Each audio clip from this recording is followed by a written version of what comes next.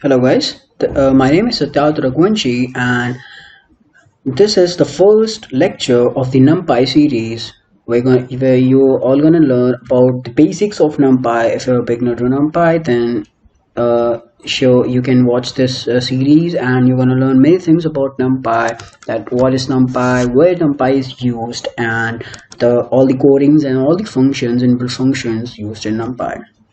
So let's get started.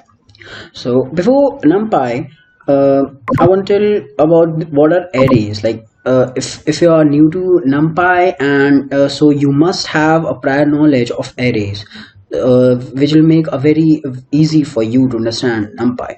So arrays basically basically a collection of data. The data can be heterogeneous or the homogeneous data, but in this case for the NumPy, the array, the data will be the homogeneous data, means the similar data, and they are stored in arrays in the form of like you can say numbers. Like in NumPy, the data are stored in the form of numbers.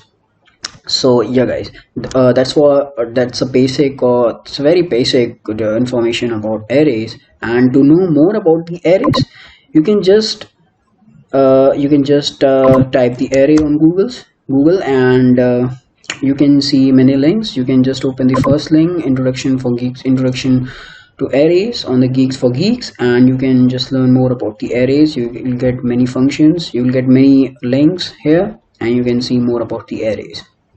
So let's continue with our NumPy. So basically NumPy is a very powerful library which is used to handle data in the form which are in the form of numbers, and NumPy basically crunches and handles data in multiple forms. Like there are many inbuilt functions in the NumPy which helps us to handle the data and the numbers in many ways. So NumPy basically it is written in C and C++ and Fortran codes. So that's where the NumPy is also faster than the traditional for loops and the loops used in Python. So and it uses also a concept called SIMD. The form is a single instruction and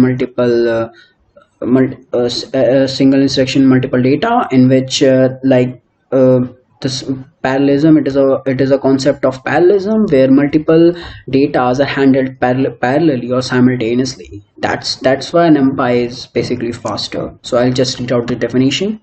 NumPy is a library for the Python programming, adding support for large multidimensional arrays and matrices, along with a large collection of high-level mathematical function to operate on these arrays. So yeah, that's the basic, that's the Wikipedia definition for the NumPy. So let's get started with the NumPy series and let's handle all the data.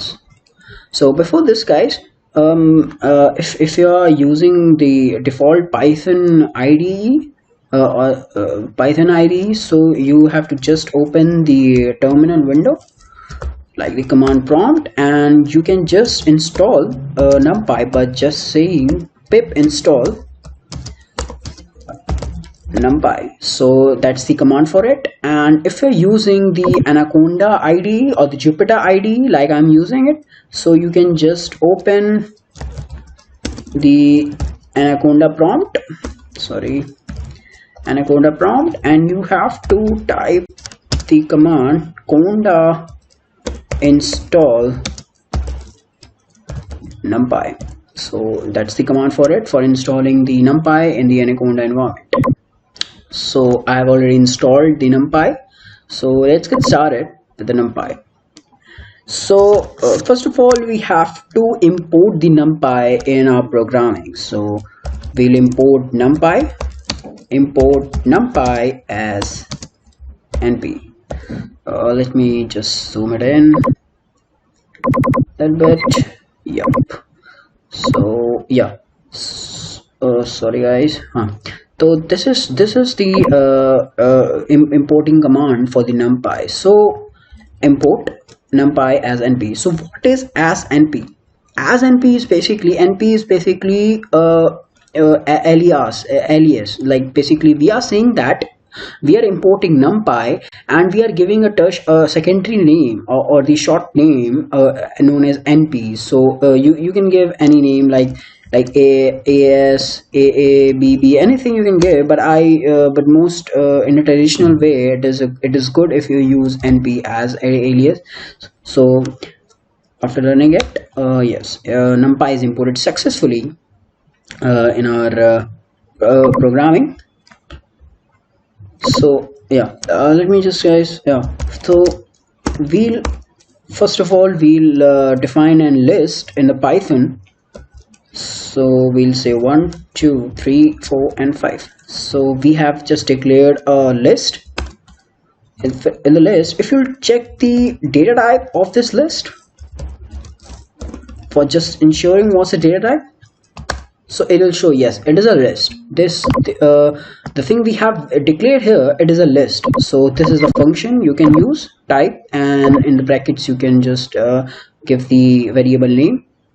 So now guys, if we have to convert this given list into the numpy, into an array, so how do we convert it? So basically we have to just declare an array, a variable known as array, and we'll say np. Np means the alias, we are calling the numpy here, and numpy dot we'll say array, and we'll just do list 1. So we are saying, hey np, convert this list into an array. So if I run this command, yes, it has successfully converted the given list into an array. So now if we'll check the data type, we'll get something like this. So now guys, if you will just print the array, the newly array, you will see that there's a array formed, and we have successfully converted the initial list into a new array. So now guys, I just want to, there's one important thing, that how can you say that this is an array or not? So basically, if you see that this thing, there's only one open bracket and then is only one closing bracket here, which tells us yes, the given array is a single dimensional array. So just to make sure that this is a single dimensional array, there is one more function called shape. So we'll use that function shape, and we'll see that there are 5 elements present here. So if the array is a single dimensional array, so in the shape output, we'll get only the number of elements present over here. Otherwise, if it's not a single dimension, basically shape tells us how many rows and how many columns are present in an array. So as it is a single dimensional array, so this one at the shape function will only tell us how many number of elements are present over here. So yeah, that's it about guys, and this was the basics of array, the starting of array. In the next video we'll study more about the arrays, like the multi-dimensional array, and in the further videos we'll cover more important topics like indexing and how to retrieve elements from the array. Till then, goodbye and take care. If you like this video, please like the video, and please share it, and please subscribe to Code Initiative. Thank you. Goodbye guys. This in the second tutorial of the Numpy series, and in this video we'll learn about the multi-dimensional arrays. So in the previous video we saw how to crunch and how to handle the single dimensional arrays, and in this video we'll study about how to deal with the multi-dimensional arrays. So let's start with it guys. So before converting any numpy any list into arrays, first what we need is we have to declare a list. So as it is a multi-dimensional arrays, so we have to just declare many list. So we'll just name list 1. We'll say 1 2 3 4 and 5. Okay, we'll say list 2. List 2 is 6 7 8 9 and 10, and in the list 3 we'll say, we'll just reverse it like 2 4 6 8 and 11.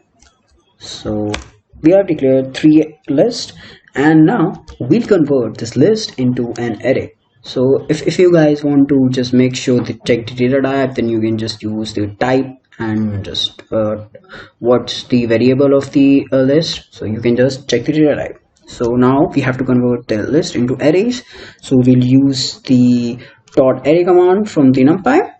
So we'll say array1 is equals to, we're calling numpy, and we're saying, hey numpy, convert these lists. We'll use 2 brackets in it because it is a multi-dimension. We are converting more than one list into arrays. So we'll say, hey numpy, convert these lists. The lists are list 1, list 2, and list 3. So we have successfully converted all these 3 lists into a multi-dimensional arrays. So now if you check the data type of these array, you'll find that it is successfully converted into an array. So now if you just print the array, you will see that there are multiple arrays present over here. So like if you, and there's one more thing guys, in the previous video I told you guys how to just if you want to see and recognize whether it is a multi-dimensional or single dimension, I just told you look at the brackets, opening brackets and closing brackets, and over here you can see that there are more than one opening brackets and more than one closing brackets. So yes, it is a multi-dimensional array.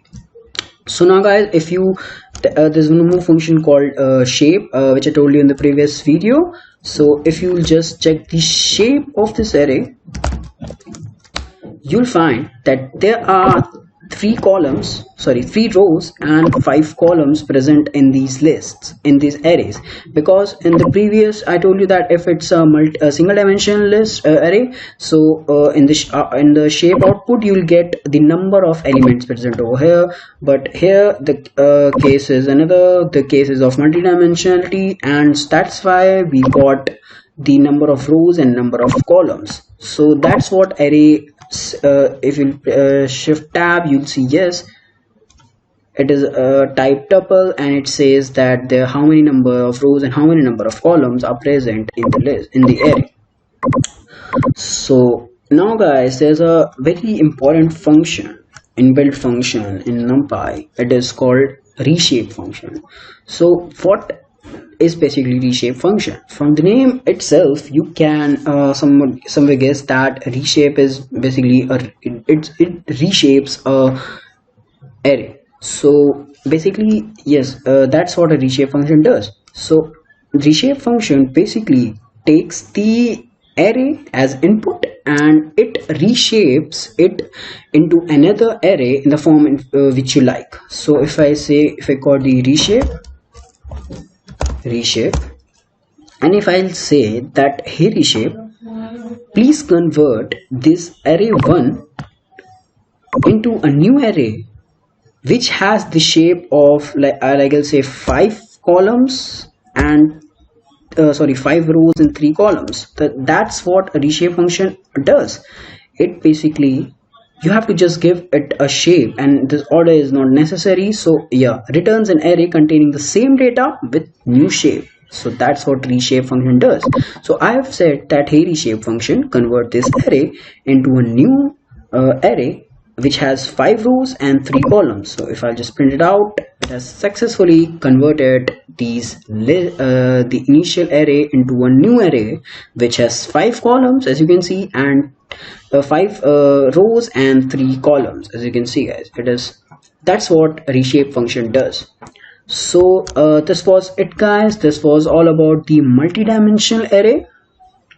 In the next video I'll talk about indexing. What is indexing, and how you can retrieve data from the extract data from an array and to like have some perform something known as feature engineering, which feature engineering is something I won't cover in this tutorial, but that's why you extract data from an array. So yeah, if you like this video, please share, and please do subscribe to Code Initiative. Till then, goodbye, take care, and see you in the next tutorial. Welcome back to the Numpy tutorials. This is the third video in this Numpy series. So in this video, we'll talk about the indexing. So what basically indexing is?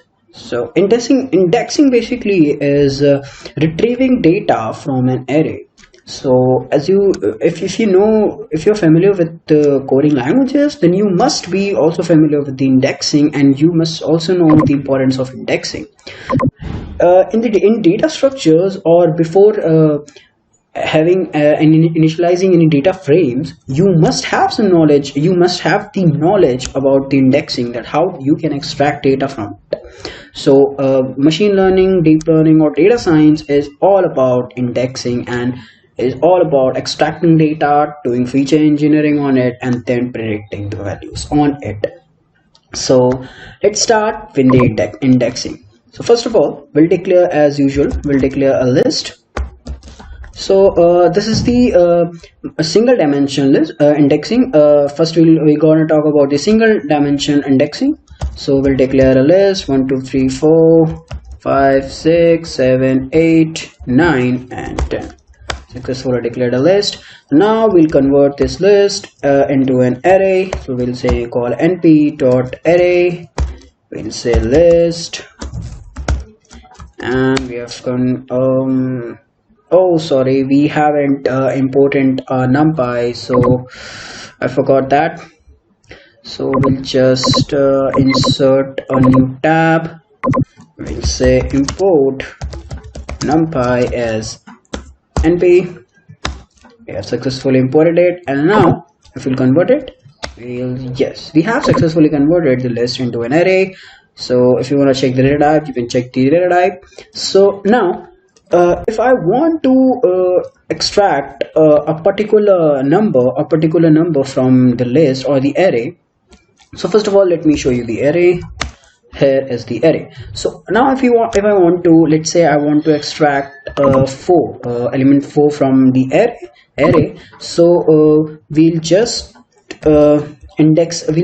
say the variable and the brackets, the square brackets, and we'll just say the index number.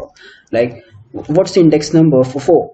So we'll just count from the 1. So as you know, the index always starts from 0 to n-1. So we'll say 0, 1, 2, and 3. So if I write 3, yes, we have successfully extracted the number 4 from it. So that's what indexing is. This is the all basics of indexing in the single dimensional array. It's just how the first step of the indexing. So now the most important things comes up. We'll talk about indexing for the multi-dimensional array. So we'll create a new list 1. We'll say I'll just copy this list from here, and I'll just paste it here, and list 2, and I'll say like 3. I'll say 2 4 6 8 10 12 14 and 16. So here comes, and in the list 3 we'll say we'll say that this 3 we'll just do a back countdown from 9.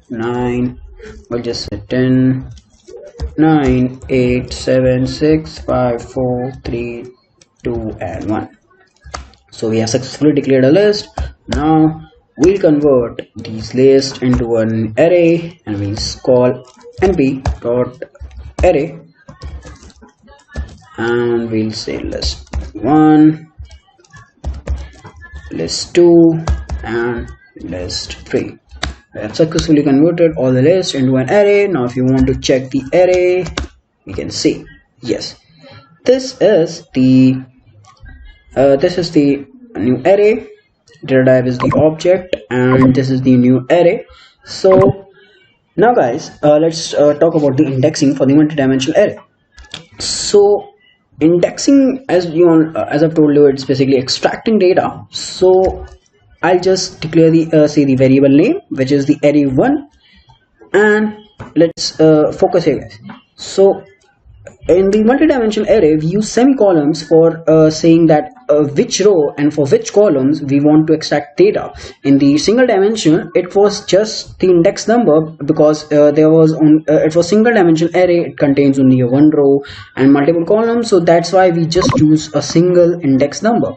But here guys, we have to specify from which row and from which column we have to extract the data.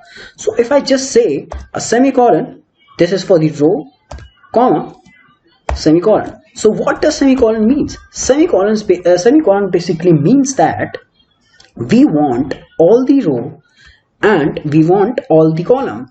So I'll repeat it again. That semicolon, the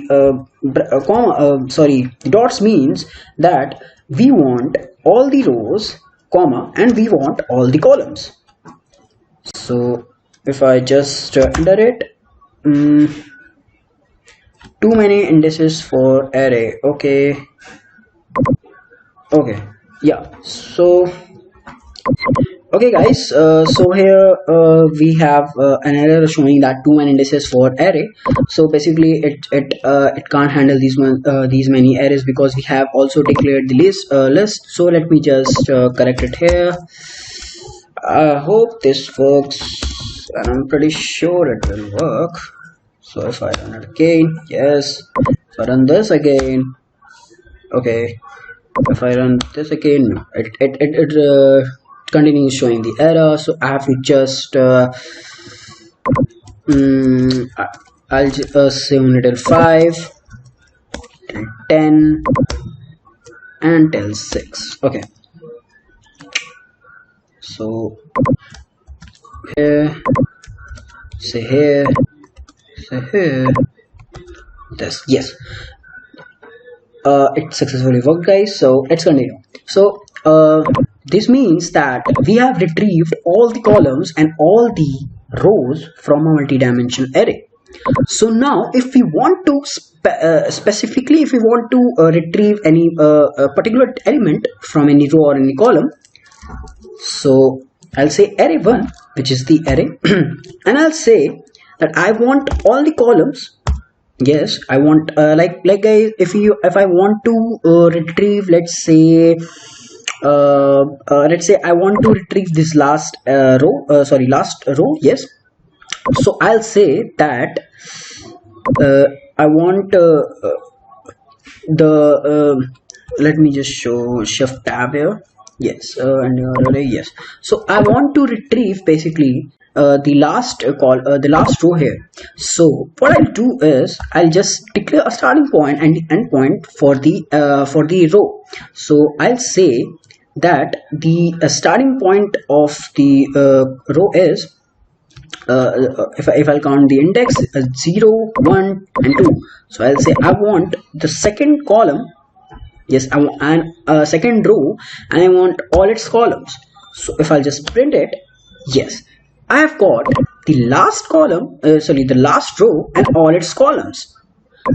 It might just sound confusing to you guys, but if you need to practice and just be focused, you might get clear at the end of this video. So I have just said it here that I want the last row. I want the last row, and so that I have just declared a starting point. I said the second row, which is 0, 1, 2, second row, and I want all its columns. So it just printed me here.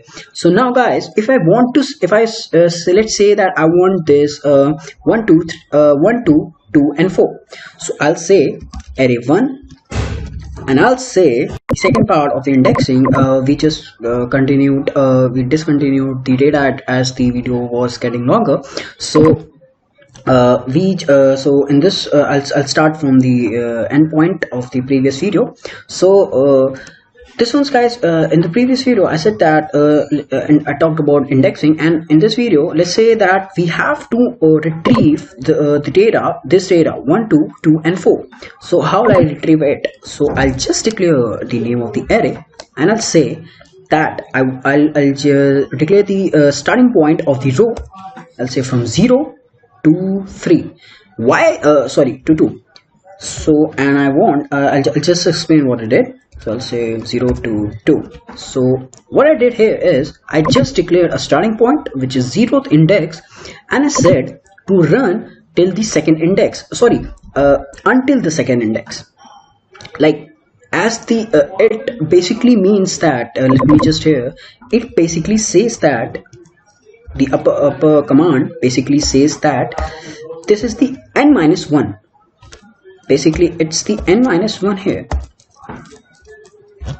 Whatever you declare, whatever is the as endpoint is the just n minus 1. So we have got, like I said, that I want these the 2 and 4 are in the first row, because it's 0 1 and 2. So it's 2 and 4 in the first row. So I said that and I've said it till, if I just said that 1, so it would run till only first column, the first row, but I have to say that run till second column, until the second column arrives, and just I want in by that it will only run till 0 and 1, till only the first column, because it means that n minus 1 row, and it means that n minus 1. So just remove guys, and if I'll run it, so yes, we have got 1 2 2 and 4. Yes, whatever I said. So now guys, if I hope you understand it, and just continue with me so that you'll get more clear, and it needs a practice guys. So you have to practice for the indexing part. It might seems to be difficult, but as you'll practice more, you'll find it easier. So now guys, if I want to say that let's say that we want to retrieve the fourth one, the 4 5 8 and 10 data from the array. So I'll just say that array, from the array we'll say that we want the 4. First we'll check the 4 5 and 8 10, the wanted data are present in which rows. They are present in first and second row. So I'll say that sorry, in the 0th and the first row. So I'll say that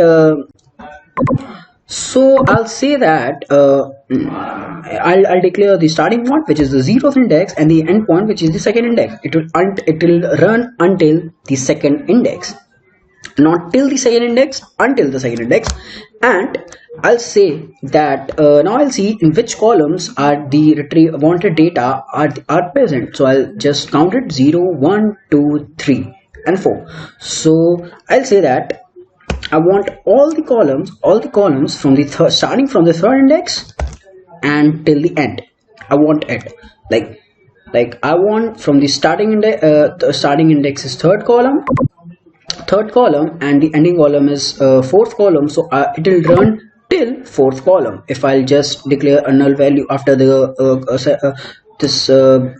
columns, so I'll just run it, and you'll say yes, we have successfully retrieved data 4 5 8 and 10 from the multidimensional array. So like this guys, you can retrieve many data from the indexing, doing the indexing part from the arrays, and you have to just be focused, and you have to just practice a lot for this data. It will maximum take 1 day to be familiar with all the methods for the indexing. So let's continue guys. So now guys, I want to talk about a very important function called the arrange function. So what does arrange function is? Arrange function in Numpy, basically it converts it let me just write the arrange function, and then I'll arrange. So let's shift tab, shift tab,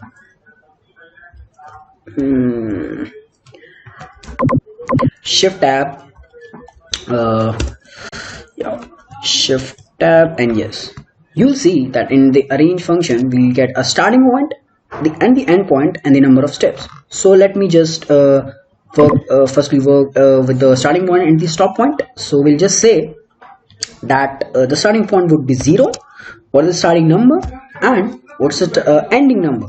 It's 10. So if I run this command, we'll see that arrange function has successfully created a new single dimensional array which is running from 0th index to the 9th index, n-1 index. And important thing guys, that as I told you before, that the stop will always be n-1, so it's just doing the n-1, so from 0 to n-1. So if I'll just say 11, so it will go till 10, or if I'll just say 20, so it will go until 90. So yeah, it will go till 90. So that was arrange function. This converts the input numbers from to a single dimension array. So now let's talk about the step, one more data type known as step. So step, what does step do? Step basically it oversteps the number of step you define from it. Like if I say step is equals to 2, so step basically it from 0 it will go to 2, from 2 it will go to 4 to 6. It will just skip the 2 number from each, like from 0 it will count 0 and 1, so it will go starting to 2. So from here it will count 0 1, so it will go to 2. So that's what step function does. So if I run it, yes, 0 2 4 6 and 8, that's what step is. So if I just say step is equals to 3, so it will run 0 3 6 9. If I'll say 4, it says 0 4 and 8. So that what a step is. So that was a range function guys. So there's one more function, very important function known as Linspace. So what Linspace basically is a function which creates an array, and it also uses one more variable known as the equal variable. I'll just do shift tab and you will understand more. Yes, it'll go start and stop function. So if I just say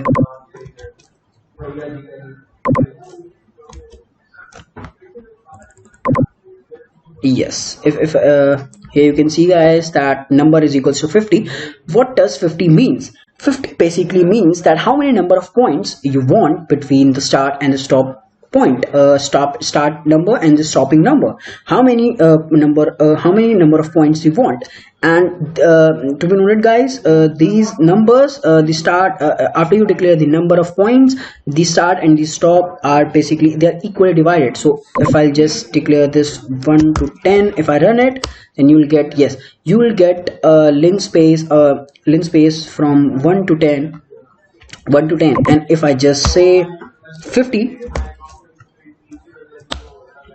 the default value is 50 basically, so it doesn't had any changes. So if I'll say 100, so yeah, it successfully from 1 to 100 it successfully created 100, 1 to 10 it successfully created 100 number of points between them, and they are equally divided. So yeah guys, this is all about the Linspace. Once again I repeat it, Linspace basically it basically creates an array which from starting point to the end point, and it has a number variable, which means that the number of points present between the, how many number of points we want between the starting point and the end point, and ending number, starting number and the ending number, and they're equally divided. So if I just change it to 200, then it will create 200 number of points between 1 to 10. Sorry, if I run it, so it created 200 and vice versa. And 50 is the default value in the Linspace, so there will be no changes if I do it. So that was all about the Linspace. So this was all about the indexing part. In the next video I will continue more about indexing, and we'll talk about the copy function and the reference value and the value type. We'll talk about that. Till then, goodbye. And if you like this video, please do share and do subscribe, and please be with us to learn more about more exciting topics about NumPy, and you'll You'll surely have a good experience after this playlist, good knowledge about this playlist. So then goodbye, take care, and do subscribe. Guys, welcome to the fifth lecture in the NumPy tutorial. And in this lecture, we're going to talk about the copy function and broadcasting. So copy function and broadcasting, these are the most important, not most important, yes, but it is very important functions of the NumPy. So let's start with the copy function and broadcasting. So as you can see that I have already declared the NumPy, and I already made a list, and I converted that list into an array. Let me just show you what the array looks like. So it looks like this. So now guys, if I'll say that I want to copy, like I want to replace the values starting from index, let's say the 1, 2, 3, and 4, from the third index to, let's say, 100. So what I'll do is I'll just do a copy. Like I'll say that starting from the third index onwards, replace all the values with 100. So it'll just do it. And if I run this, and if I'll say the array, yes, it just replaced all the elements starting from the third index with 100. So now guys, if this is the basic of the copy. So now guys, if I'll say if I'll so now I'll just make a new copy of this array. So before the copy, let me just say that what I did before, like I replaced all the values starting from index 3 to onwards to 100. This is also known as broadcasting. What I did is also known as broadcasting. So yeah, so now I'll just make a new copy of this array. So there's gonna be some error afterwards, not the error, but yes, there's gonna be some virtual error. So just stick with it guys, and just guess what the error would be. So I just make a copy, or I just try to copy all the elements. Now guys, if I'll say that I want to copy, like I want to replace all the elements starting from index 3 to onwards with 500. So at before, just like before, I'll say declare 500, and now if I'll call this array1, so it successfully replaced all the elements starting from index 3 to onwards with 500. Now guys, the time comes for the error. So what the error would be? So the error basically is the memory error. So now if I run the initial this array which I copied it here, so if I run this, you'll see that the 100 will get replaced by the 500. It is the reason behind it, because arrays are basically reference type. They're not integer type. What is reference type and what is integer type? Value type. Sorry, array is basically reference type, not value type. So what basically value type is? So value type basically means something that we are initializing a value to a particular variable, whether it can be integer, float, string, or anything. So it won't change the values. It won't change the values of an initial variable. It'll change the value of the new variable which we declared. So now guys, if I'll talk about the reference type, so in the reference type, what basically reference type is, reference type basically means that they are memory type. They share these both value, array1 and array, they basically share the same memory, and by this their memory gets impacted, and both of the variables share the same value because of the reference type, because of their addresses. And that's why guys, the 500 which I declared afterward, which I replaced in the new array1, is also replaced in the initial array. So that's where the copy function comes. So now guys, the copy function basically, it copies, it creates another memory for the new variable. So if I'll just say array1 is equals to or I'll just say array2. So if I'll say that copy all the values from the array, this array, the which is now 500.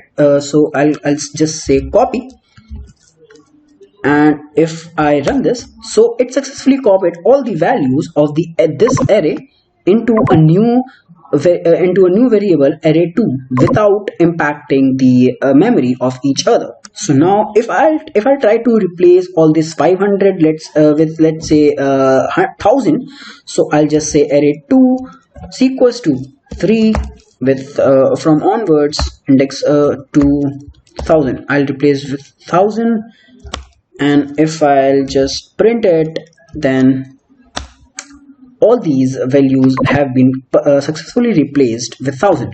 So now just to make sure that their memory hasn't get affected, so I'll just again call the array this array variable which has the value of 500. So I'll just say array, and it still has the value of 500. So this is where the copy function comes. So copy function, basically it is a very important function, and it is used in machine learning, deep learning, or any data science related field, so that their memory or their values doesn't get affected. Rather than getting affected, copy function creates a new memory, and the new variable gets a new memory allotted. So that was all about the copy function, and that was all about the broadcasting. So broadcasting is basically nothing, it's just replacing the values with this. So this is what I did here. What I did here is known as broadcasting, and this function, copy function, is known as copying. So I hope guys you understand all the concepts of the copy function and the broadcasting. If you have any doubt or have any you want to know something more about copy function and broadcasting, then you can just comment in the comment section below. And if you like this video, please share and please subscribe to Code Initiative. Till then, goodbye, take care, and see you in the next video. This is the 6th tutorial in the Numpy series. In this video, we're going to learn about the Numpy conditions, which are useful in exploratory data analysis. So what is basically exploratory data analysis? Exploratory data analysis is something you'll know and you'll use it in the data science, or whether in machine learning or in deep learning. So basically in EDA or exploratory data analysis, we just explore and we read about the data, and we gain all the information about the data, so that we can perform some feature engineering and some machine learning models and prediction on it. So let's get started with the Numpy conditions. So the first one is, as you've seen that I've already declared some list, and I've already converted into an array. So the first condition, it is a basic one, but the first step. So the first condition is like you can define that array which is less than 2, array any elements which is less than 2. So if I run it, so it will give me a boolean result, true or false. So it shows me a boolean array result which has all the values as false, where the array element is less than 2. So 2, 3, 4 and 5, they are less than 2, so it's showing me false, and for 1 it's showing me true. So and also you can perform something like multiplication, like for multiplying all the array elements with 2. So if you run it, then it successfully multiplied all the array elements with 2. So these are the first two conditions which you can use. And now if you want to just retrieve the array for the given condition, so the array of elements for the given condition, so you can just declare array, the variable name, and again in which you have to define the condition. So if you run it, so yes, so you got an array of one element, because the array where the array element which is greater than 2 is only 1, which is 1. So you got it 1. And now if you say, if you want to if you just want to say that which array element is, let's say, is greater than 2, so if you run it, so you get 3, 4 and 5. So like this, these are the conditions which you can use. Now let's talk about more creating of arrays and using reshape function. So in the previous videos I said that you can simply create an array just using the arrange function. So I'll just create one. So array array1 is equals to np dot arrange, and I'll say that I want values between 0, 10 and 0, 10 and not giving any step, and this will create an array, a single dimensional array for me. So if you run it, then if I call the array1, then you will see that a single dimension array of elements between 0 to 10 has been successfully created. Now if I want to use the reshape function with it, say that I want to reshape this array in let's say 5, 2, which has an I want to reshape this initial array into a new array which has 5 rows and 2 columns. So I'll just say a1 dot reshape. It's simple, 5, 2. Now if you run it, then you can see that there it's been created an array, new array has been created which has 5 rows and 2 columns. So you can just call it here also, the reshape function, just after the arrange 5, 2, and here let me just run it. First let me just, so I'll run it and just let me run this. So you'll see that a new array has been created. So now if I call again the array1, so you'll see that the result is same. So what I did is basically I just joined two functions together here. So like np.arrange, this will create an single dimensional array, and this will convert into a reshape. This will convert into a new array which has 5 rows and 2 columns using the reshape function. So the array1 has been calculated, created, and now I'll create another array for just showing you some mathematical process in it. So I'll create just like it. I'll create a new array. I'll just copy it and I'll rename it as array2, and I'll just create, I'll say that it should have 2 rows and let's say 5 columns. If I run it, so an array2 has been successfully created. If you check it, yes, array2 has been successfully created which has 2 rows and 5 columns. Now if I want to, let's say I want to multiply both the arrays, so I'll say array1 into array2. So if I run it, okay, there's this error showing. Okay, they have yes, they have the dimensionality is not the same, which means that if you know the rule of matrix, basically what is this? This is a type of matrix. This is a type of matrix. So what matrix property says that the number of rows in the first column has to be same for the number of rows in the second column. Let's just make me sure. Yes, that's a condition for it, that number of rows in the first column has to be same in the first matrix has to be same for the number of rows in the second matrix. So if I just change it, from 5, 2, and let me just to make it a different matrix, let me just say that I want a matrix between let's say 11 to 20. So if I just change it, cannot reshape arrays of 9 into, okay, so yeah, I've just 10 to 20. Yes, The error was showing because I was in the reshape function there were 10 elements present there, and in this arrange function there were only 9 elements present if I do from 11 to 20. So yeah, successfully created an array. Let me just refresh it. Yes, and it successfully created a new array which has elements between 10 and 20.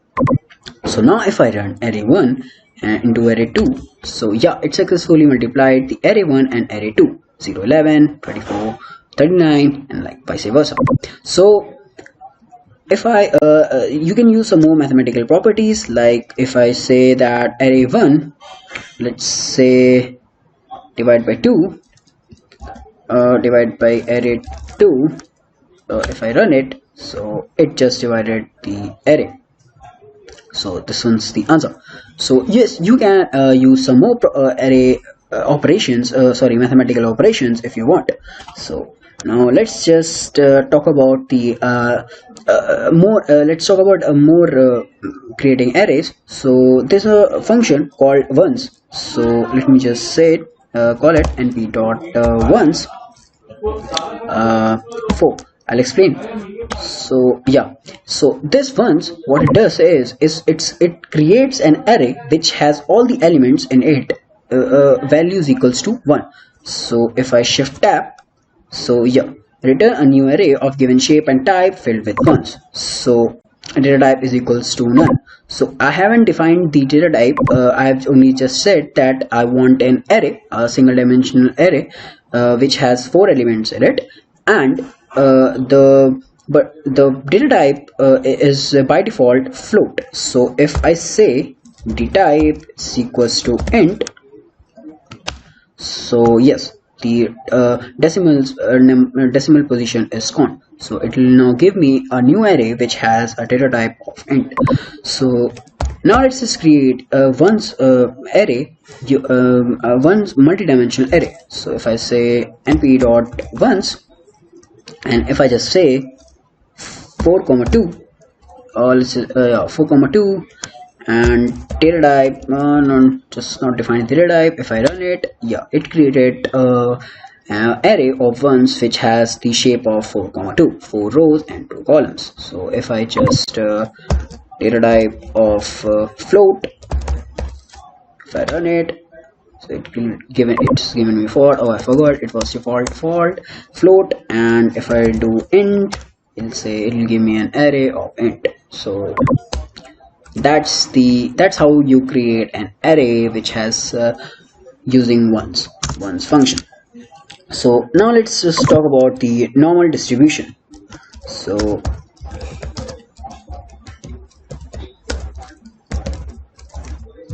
normal distribution.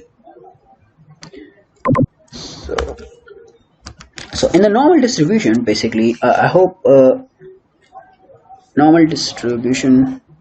Yes. So in the normal distribution, we have many functions. The main function is random. So normal distribution, or you can just call it a random distribution.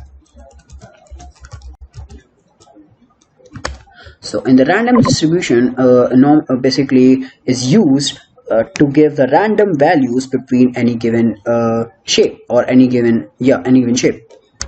So for creating one, I'll just say np dot random. This random is present inside the np.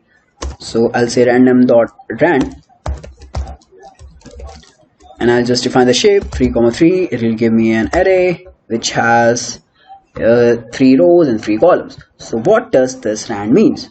Random means np dot random. I hope it's clear to you. Np dot random means that it creates an array of random. So what does this rand mean? So this rand basically is it means that the new array which has to be created, it follows the rules of the normal distribution, which means that all the outcomes, they are likely equal, and the probability of each of the variable to be the outcome is even, or is equal. So if I just shift tab, and if I just say like this, yes, this is a convenience function for user supporting yes, create an array of the shape and populate it with the random samples from a uniform distribution over 0. Over 0, it includes 0, but it doesn't include 1 because we have the round brackets. So yeah, between 0 and 1. I hope this rand is clear to you. So now there's one more function called rand_n. So let me just call it random dot rand_n. So rand_n. So basically it follows the same, it has the same variable, like variable options, like you have to just give the shape 4,4, let's say 4,4, and if I press the alt enter, it'll create me a variable, an array which has 4 rows and 4 columns. So what this basically is rand_n. So rand_n basically, as rand follows this rand function, this follows the uniform distribution, and but this rand_n follows the standard normal distribution. So I hope standard normal distribution is known to you, or you have some knowledge on it. If you don't, I'll tell you what in a brief what standard normal distribution is. It basically means that standard normal distribution means that it has a curve in which the mean of the curve is 0, and the standard deviation of the curve is 1. So it has they both are fixed. So that's why it's called the standard normal distribution. And it there's a mathematical operation called z-score. So the z-score of standard normal distribution is basically is equals to the observed value minus mean upon standard deviation. So that's the that's not we'll cover it here. I'll cover the standard normal distribution and many more thing in the pandas, when I'll explain what are the properties of pandas, and I'll explain basically there'll be a whole playlist on it. So I'll cover the standard normal distribution and the normal distribution and the uniform distribution in it. So if I just press shift tab in it, so I'll just say see that return a sample or samples from the standard normal distribution. So if positive int-like argument are provided, Gaussian distribution will mean 0, variance 1, and a single float randomly seen from the distribution is returned if no argument is provided. You have to note that a single float randomly sampled from the distribution is returned if no argument is provided. So it returns a float variable or the float array. So this was about the rand_n and the rand. Now let's just say that first let me just store it in some kind of array. So if I'll say array is equals to array3, then I'll run it, and then run it, and then if I'll just say that array4 is equals to this, and if I run it again, they both are created. If I call array3 and alt enter, and array4 enter. So now let's just say that I want to plot these both arrays using the seaborn, using the seaborn. So what basically is seaborn? So seaborn basically it is something like matplotlib, which means that it is used for plotting arrays on the graph. But it is a more convenient way. It is in a more convenient way.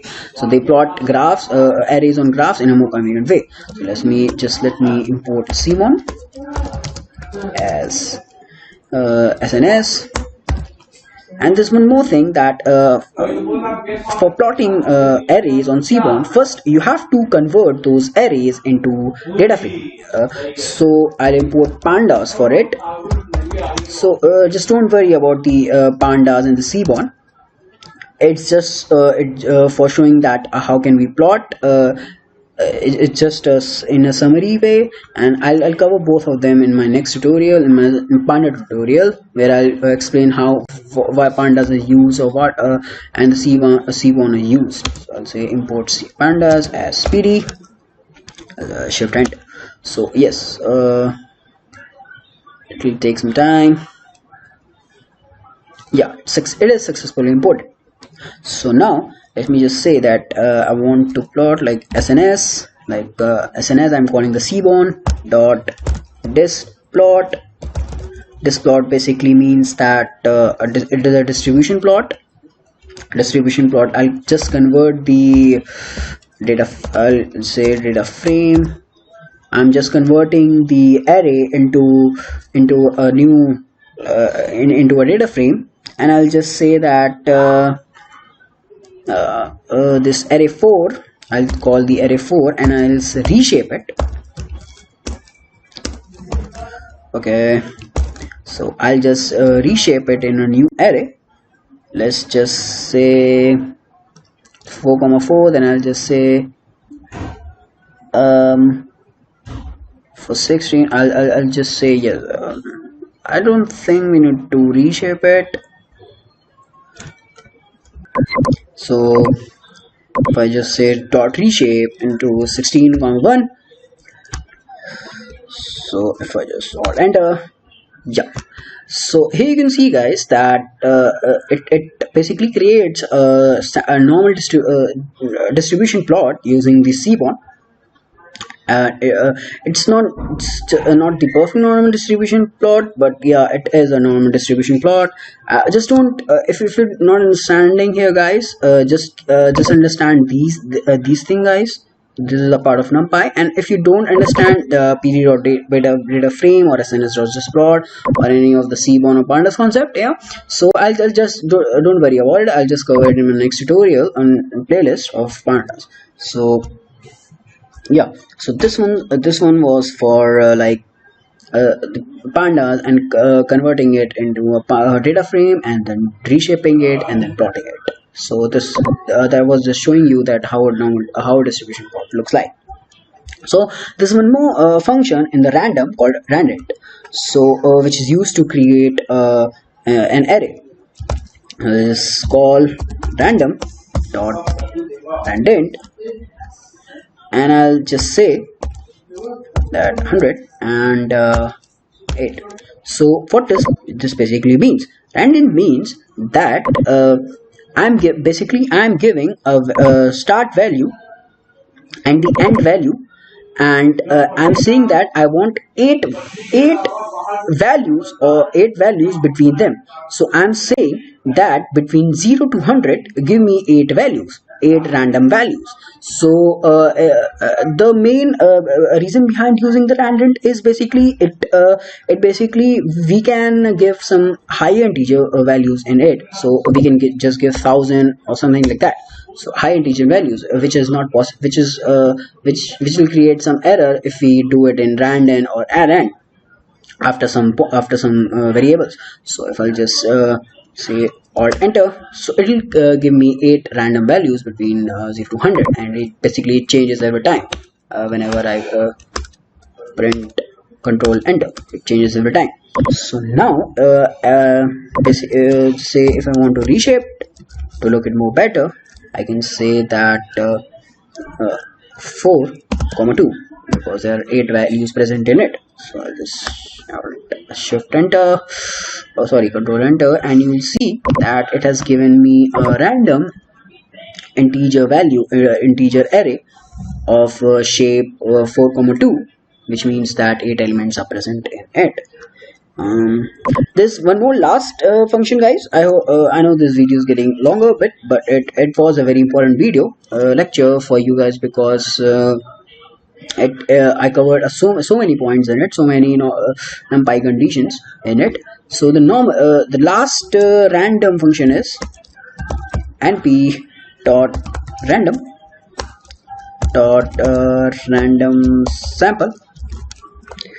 I'll just it follows the same rule in it, 1,5.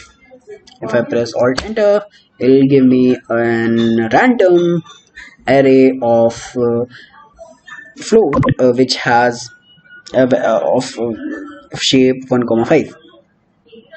so that's what it is. So if you want to know more, then I'll just press shift enter and say else. It says that return random float in the half open interval 0.0 and 1.0. so basically this one is not really written in it.